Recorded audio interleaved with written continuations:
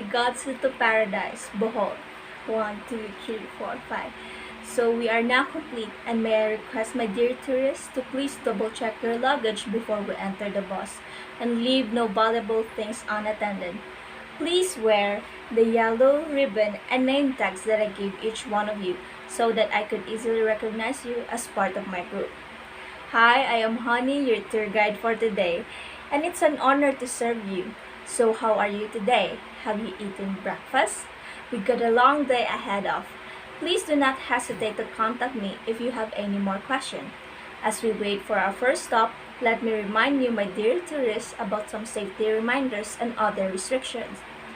First, smoking is strictly prohibited. Eating in the bus is okay, but leaving your waste anywhere is prohibited. We should be responsible of our own waste and keep it in the trash bag or put it in the trash can. Second, bringing sharp things are also strictly prohibited. Third, drinking alcoholic drinks are prohibited too. Always wear your mask and face shield, and don't forget to sanitize since we are in the strict health protocol.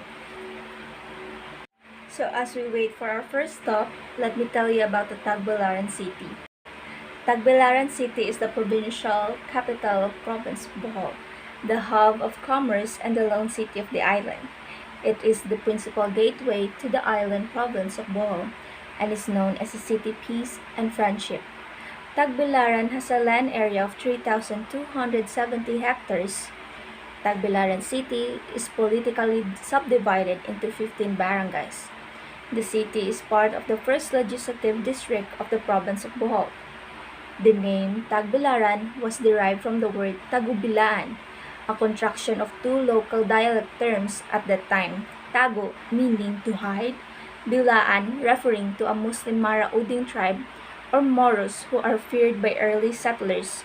In short, Tagbilaran means to hide from the Moros. The history of Tagbilaran city dates back to the 15th century, when it was known as the Bohol Kingdom, by the virtue of bones and other artifacts excavated by the archaeologists along the shorelines of Lower Mansasa. The early settlers were husky in build and generally tall, and have established trade relations with China, Malaysia, Indonesia. Much later, in 18th century, a more advanced and civilized community was established as Sitio Obos, the lower coastal portion at the back of the present cathedral compound. Trading, especially with Chinese merchants, was confined in this area, which developed into bigger settlement that spread outwards from the cathedral compound. Most of the settlers' houses were made of bamboo, mulave, and nipa, except for the privileged few houses were made of limestone and bricks. And now we arrived at our first stop. As we explore, let me give you some overviews about the marker. The blood compact marker is located at Barangay Bohol and identifies the spot where the blood compact between Dato Sikatuna, a native chieftain, and Don Miguel Lopez de Legazpi, a Spaniard representing the King of Spain, was held on March 16, 1565. This act is considered as a first treaty of friendship between the brown and white races.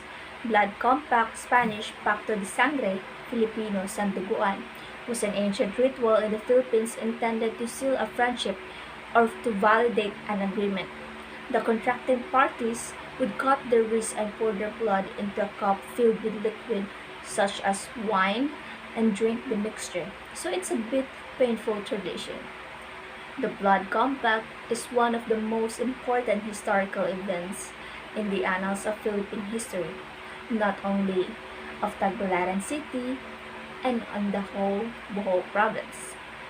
The event was even immortalized in canvas by the famous Juan Luna, and his work was considered as one of his masterpieces to further perpetuate the memory and the spirit of the first treaty of peace and friendship, and of Dato Sikatuna himself. The late President Elpidio Quirino established the Order of Sikatuna, a presidential award and decoration conferred upon visiting dignitaries. And don't forget to take pictures and get some souvenirs that you may want to take it at home. So proceeding to our second stop, may I request everyone to gather around and get everyone in the bus. Please do not forget to double check your things and sanitize. Thank you. And now for our second stop, Baclayon Church. Bohol is known obviously for chocolate hills and other nature wonders, but it's also popular for its centuries-old churches, that some of which were built during the Spanish colonial times. One of these is the Baclayon Church, built in 1596. It is considered as the oldest church in Bohol. Its majestic facades leads to undeniably stunning interior, which include a gold-plated altar, an assortment of centuries-old religious images and artifacts. About the church, the La Purísima Concepción de la Virgen María Parish Church or Baclayan Church, Bohol is one of the top attraction and must-visit churches in Bohol. More than 200 forced laborers built Baclayan Church Bohol out of coral stone, and said to have mixed it with egg whites as cement.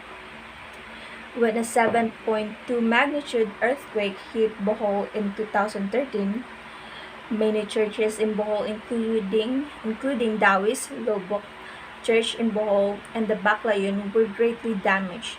Hence, Baclayon was removed from the UNESCO World Heritage Site list. And let's go to our third stop. Please sanitize for our safety. Okay.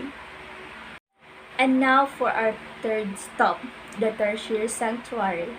Tertiary Sanctuary is a large forest dedicated to protection of tertiary, small nocturnal primates with big round eyes that feed primarily on insects. It's easy to find since it's well known in the town of Corilla. Travel to Barangay Kanapnapan to Tertiary Sanctuary Road, where you will find the sanctuary. They usually cling to low branches or trunks of slim trees. Prior to the development of the sanctuaries, many tertiaries were kept as pets by private individuals in an environment not conducive to their lifestyle and survival. Tertiaries are delicate, emotionally sensitive creatures that get stressed easily, and they have been known to commit suicide via banging their heads against the tree trunks. So guys, lower your voice and keep the noise level to a minimum. You are allowed to take pictures, but without a flash. But touching the tertiaries is an absolute taboo. The sanctuary is officially run by the Philippine Tertiary Foundation, an organization devoted to making sure that dwindling and delicate populations survive and thrives. The park also has a store where you can buy t-shirts and keychains, hats to promote the protection and preservation of the tertiaries. I know you're starving from the long ride we had, and for the first stop, I guarantee you all that we will take our time here for relaxing and enjoying the foods. So let's go! And now for our fourth stop, Lobok River Cruise, one of the popular destinations in Bohol. The Lobok River Cruise, where one can get on board a floating restaurant and enjoy the Lobok River Cruise with a buffet meal. The cruise and the buffet cost 450 per person, and this includes a short cultural show by the local community. Lobok River is a jungle river that snakes itself all the way from Carmen, near to Chocolate Hills, to the beaches of southern Bohol. For those looking to jump on a Lobok River cruise, you can head to the Small of Taytay, where several boat or bangka operators, they're essentially just large raft pushed down the river by another small boat behind it. The entrance fee costs 150 pesos, however, must also offer a buffet lunch on the boat. This will cost around 200 to 300 pesos per person. The Lobok River is one of the beautiful rivers in the Philippines. The banks are surrounded by overhanging palm trees, and local fishermen make their way down to the forest banks. Once the boat leaves the dock, you will stop at small riverside banks where singing groups perform and dance. Although felt like a tourist trap at first, it was nice to hear that this group are paid for performance, and in all, it added a nice cultural aspect to the tour. For now, please enjoy and relax since we have enough time to enjoy this cruise. I hope you feel your heart and stomach to the wonderful performance and scenery and delicious food buffet. And now let's go to our fifth stop. Here we are in a man-made forest. Apart from beautiful waterfalls, cute tertiaries, and stunning beaches, Bohol is home to the incredible Bular man-made forest. While exploring the island, it's very probable that you pass right through this mahogany man-made forest in Bohol. This 2-kilometer long stretch of mahogany trees in Bohol is located between the towns of Bular and Lobo. The trees are standing tall, at most same height. Their branches are long and their leaves cover the blue sky. Inside the forest, you'll never see the sun. That's how thick the Bular man-made forest is. Did you know that Bular Lubok man-made forest was planted around 50 years ago as part of the reforestation project? It's a beautiful place for both locals and tourists to relax and reconnect with nature. Bular Forest in Bohol is a great place for photo shoots. The winding road and the surrounding green mahogany trees create a perfect backdrop for photos. So don't miss out and take a lot of pictures, guys. However, you have to be extremely cautious.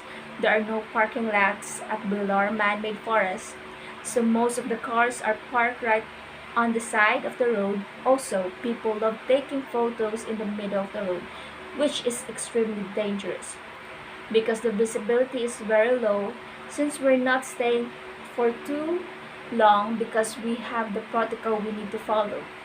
Those for our safety, guys. I do hope you enjoy your trip together with us, my dear tourists.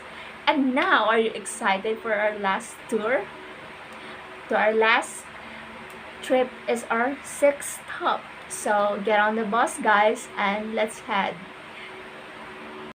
And now for our last stop, Chocolate Hills, a famous tourist destination.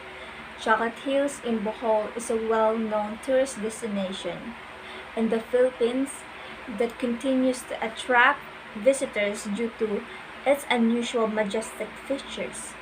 Legend has it that the Chocolate Hills arose from the tears of a weeping giant who had been betrayed in love, and the hills formed where his tears fell.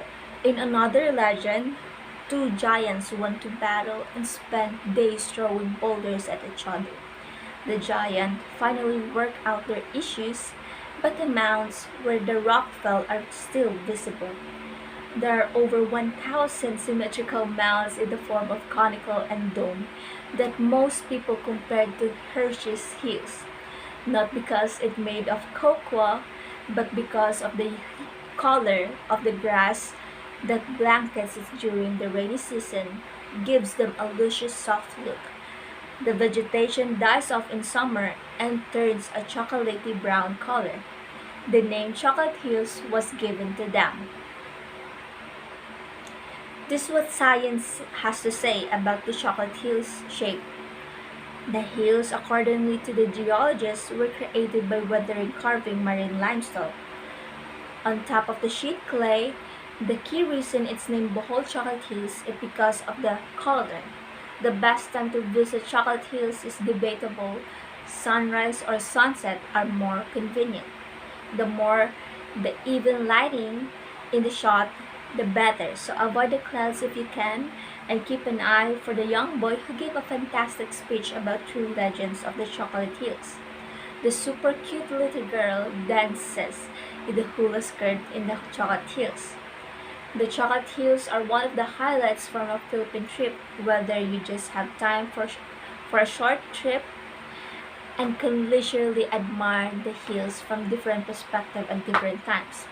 Guys, I want you to gather around so we can ride it up here and prepare your things, check your belongings, and please don't forget to sanitize and wear your mask properly. So, be ready and let's go head back to the pier for your drop off. Thank you.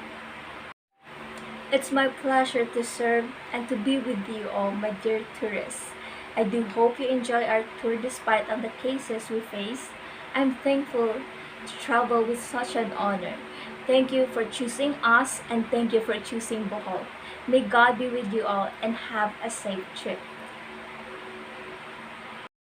It's my life.